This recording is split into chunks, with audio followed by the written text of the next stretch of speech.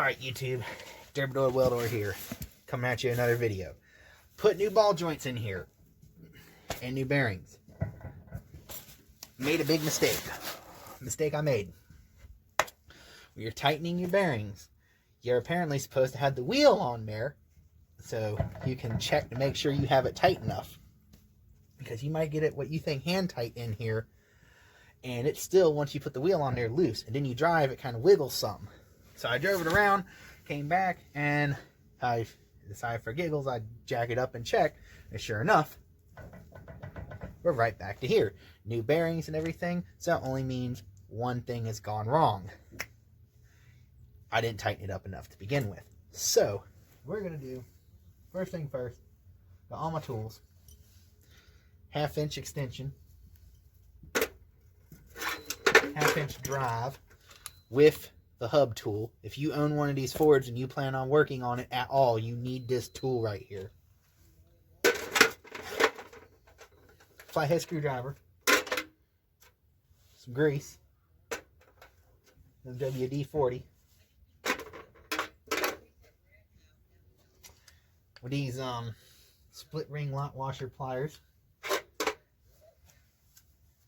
and a McBeating tool. Oh, and of course, an Allen key of the right size. So what we're going to do here, now I know this doesn't have a very long tail on it, but I'll show you all a neat trick. Watch this. Oh. Now, we got all this torque. Check this out. Boop. Break that one. Break that one. Kind of run off right there. I can tell it's a little tight. Dang, these are a wee bit tight. Now, I also found out I have the 4-wheel drive system in here backwards. I'm going to show y'all how to avoid this problem. So to deal with the 4-wheel drive being backwards was I was just putting it together however I took it apart, right? Assuming the original owner, when they were in here servicing it, they put it back together correctly. Ha ha ha ha ha ha ha. Ha ha ha ha ha.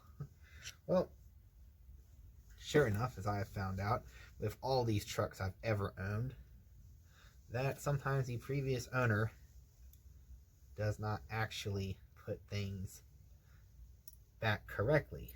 So, after I was kind of frustrated with the fact that I'd have to literally jack up the truck to lock it into 4-wheel drive, it was very irritating. I'll show y'all what I'm talking about before I take out this last bolt here. So right now, this is my problem. Right? That's all you can turn it until all the teeth line up. That's a problem. It's not supposed to be like that. However, I switch it back to free, it automatically undoes itself. Right? So, let me show y'all something neat here that I discovered. I didn't know you could do this either. Check that out. And I found this little plastic part right here. I hose it down with WD-40, and it helps all the internals kind of move more freely together. You use grease too, but you kind of put them both together. And when you put them both together, look at that again, WD-40 all over my tire. You put them together, it creates about the right consistency. So, you're not familiar with this? This is the stock Ford locking hub, and I have it in backwards, or part of it backwards. So, how I have it set up right now is to lock it in 4-wheel drive. That little red twisty piece right here. You unlock it in 4-wheel drive, it pushes down, and as you roll the wheel, it lines up, and the teeth align, locking in your axle. When you unlock it, it pops back out, right? Sort of, except this entire process is backwards. You can't really tell from right there, But those teeth have little tapers on them. So why would it have little tapers like that facing to the outside, I wondered. So, make sure my camera's still up. So, I was like, what if I have something in there backwards? And sure enough, I did. So, I figured I would take everything apart. Let me get under this little locking clip right here. There's a little locking clip, locks the part that you bolt to in. I'm trying to get that off right now. Sometimes it comes out easy, but I have an audience, so now it wants to be a butt pain. Ugh. Damn.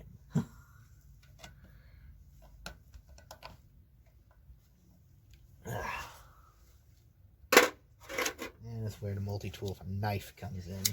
Take a knife, get up under it. I've been in this thing so many times, and I have not noticed that fault before. I just kind of put it back together because I just thought, oh, this is just how it works, right? You want to lock it in four-wheel drive, you got to jack it up and roll the tire.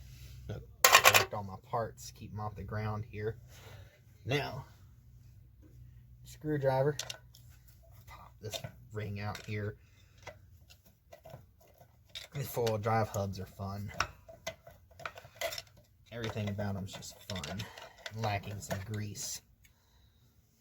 That ring right here. So this is the ring that pushes on this part right here. You see there's a spring right here. So I'm going to pull this out. There's a spring, right? This is correct. This part is correct. Everything is correct in this assembly except for one thing. I'm going to take a split ring, pliers,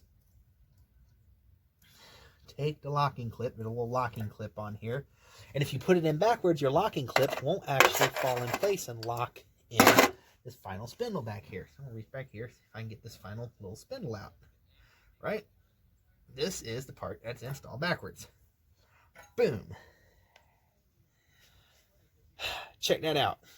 I was always putting it in this way because this is how it was when I took it apart. So how this is right now is when I want to put it in four-wheel drive, that red locker pushes down onto this, right? But you have to see, I can't just press on it. It has to roll because this is pressing directly against it in a roundabout way. You can see there's tapers on these teeth right here and tapers on these, but no tapers on the back of this gear right here. So I have to roll the truck for it to lock in place. Huh. Interesting. Now, let's try this a different way. Roll this gear around this way. Because I noticed when I had it all apart, I was like, why is the taper on the sides not being used? Now these little tapers are now on the same side. So this is this way in here. When you lock it out, which is pressing down with force, it can move freely out of position. But if you are to twist this to where you see that right there, where this is not putting pressure through this, where this is pushed out like so, and the spring is on the back of it like so. So the spring's pushing on the back of this, and you have just freed it up. So the spring, when you go to move forward, you don't have to move forward, but when you go to move forward, click, it pops in place. And then when you lock out the hub, why they call it a lockout hub, you press this part through here. You can see the twist in it right there. Pushes down, which pushes down on this, which pushes this out of the way, because now it can freely move back because there's no gear teeth in the way, which means you don't have to roll the tire to put it in gear.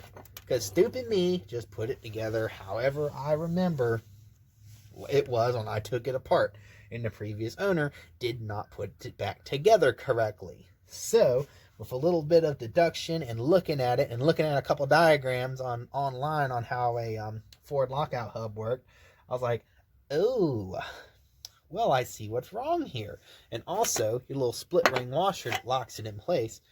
I don't know how well the camera will pick this up. There's a little indentation in there. Yep, you can see a little indentation right there. This split ring lock washer, actually when it clamps down, it rests inside of that. So if you get it in backwards right here, which it has a lip, ain't gonna work. So there's a whole bunch of stuff. It's got to go back together correctly. All right. So now, with the bearings tightened back up, we can get to putting the lock on here. Oh, these things are fun. Tons of fun. I mean, I don't freaking understand. There just ain't nothing more fun on this planet than trying to get this to work.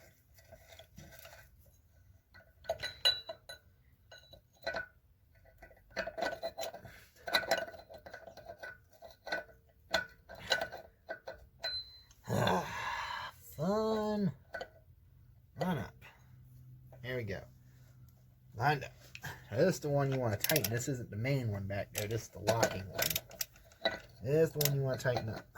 I get to try real tight so I can't back out.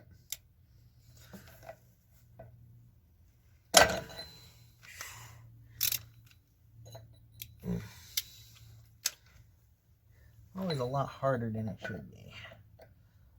Vehicles in general. Everything is always more difficult than it should be.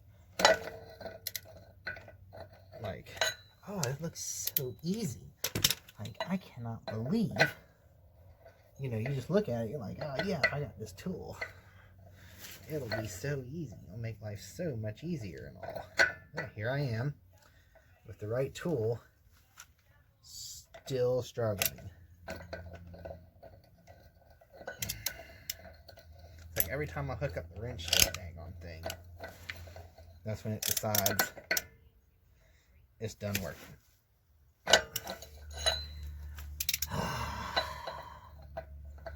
And the camera is just sitting there running, taking up all my storage and my battery.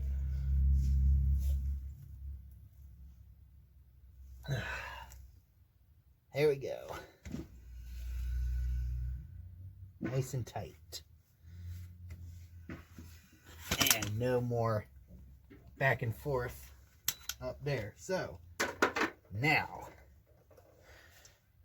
we're going to put some WD-40 in here, but very gingerly. We're not going to try to get WD-40 up by the bearings. Just going to a little bit on that sprocket right there, and a little bit on these teeth right here. Now this needs to slide quite easily. All right, so we're going to put this gear on here with the teeth to us. This way, not this way. That's how I had it before. That's how it's supposed to go. And you want to make sure when you put this on there, you put it on there, make sure there ain't no grease, excess grease or anything like that right there, or it won't set up against the back and you won't be able to put the little locking pin in there. You want to tell your locking pin? Here, and then take a flathead screwdriver and just kind of push it in. I'll pop, should just pop right in. Sometimes it needs some encouragement with Mr. McBeady out of that stupid split ring to get it in there. I can now start putting it together and everything will make sense if you didn't understand what I was talking about earlier. Now, you have to line this up for putting it in. There's a couple sets of teeth that has to line up on this outer ring here. I ain't got a clue what any of it's called, so don't yell at me if I call it what it ain't. There we go. That fits in there like so. How this actually supposed to work, basically how you just saw right here, is how it was working. So, see? Gotta turn the wheel and push it at the same time to lock it in. However, that's backwards. This part is actually supposed, this outer ring, actually supposed to push past this inner sprocket right here. So I line everything up because the back side isn't tapered. So the machine fit. Got to press that all the way through. And push it until it's in the free position. Like so. All the way back and kind of twist it so the gears aren't in a line anymore. Now we're going to put this ring in here. Again, ain't got a clue what it's called, but it's all part of full drive system. While I'm at this point right here, doesn't hurt. Take a little bit of grease, and I'm talking just a little bit. Just a little bit, kind of come in here, put it in all these teeth. I'm not trying to put too much grease in there. And too much grease in there, it will grease lock. And then we have another problem. We don't want it grease locked. We want it to move quite freely. Right? So that's about all the grease you need right there. Just kind of a film of grease, and everything else can be gently WD-40 down. Kind of get that film of grease in each little gear there. Now, put this in. I'll wipe off some of the crap. These are old. They're as old as the truck.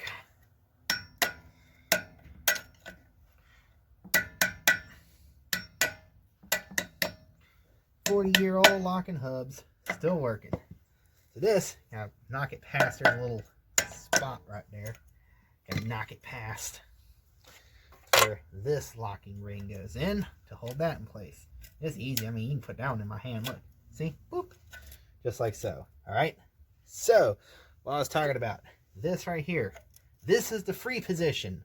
That back gear all the way back. So this right here, like so.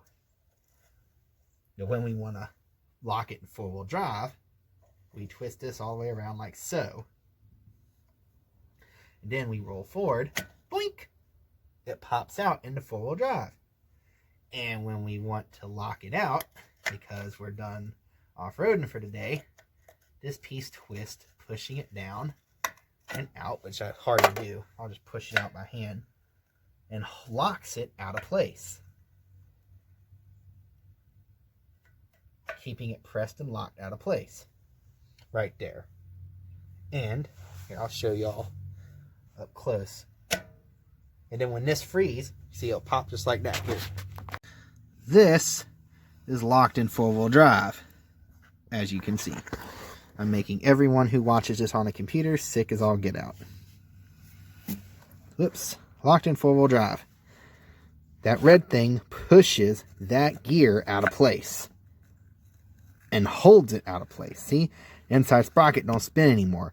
When you lock it in four-wheel drive, it releases that.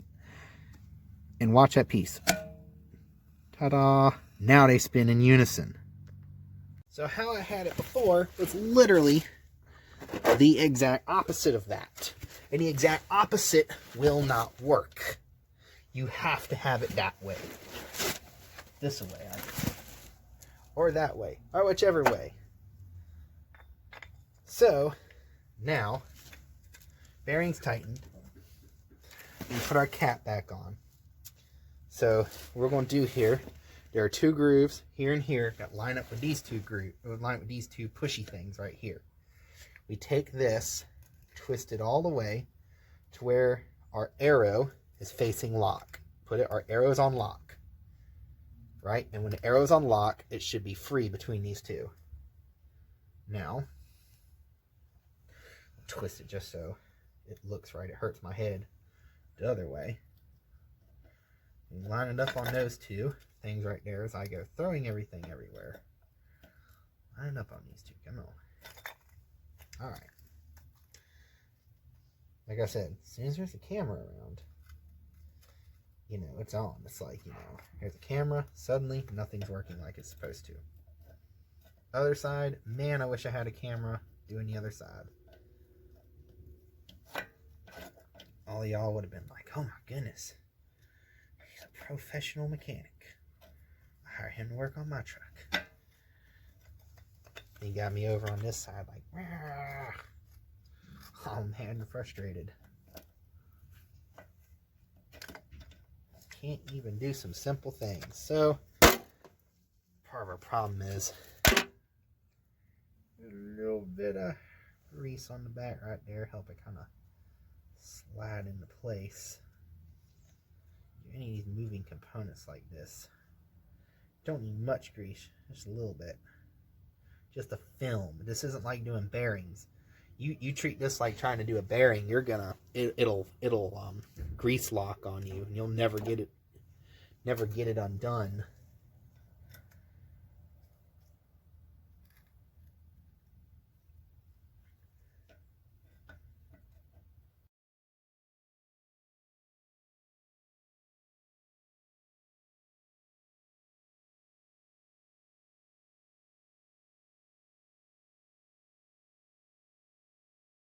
So, in the free position, check this out. Remember before, couldn't move it to lock? Move it over to lock, and you can hear, probably can't hear it over the barking dogs, but you can see that thing pop back out. And watch this, without moving the tire, back in free position. I'm going to turn a little bit, turn to lock. I'm going to push that in just so you can watch it kind of pop back out. So ready? Now it's in the lock position. Into free. That is how you're supposed to put the stock forward locking hubs together. And now the bearings are fixed and tight. Look at that. Wheel ain't rocking. Thank you guys for watching. Have a great day.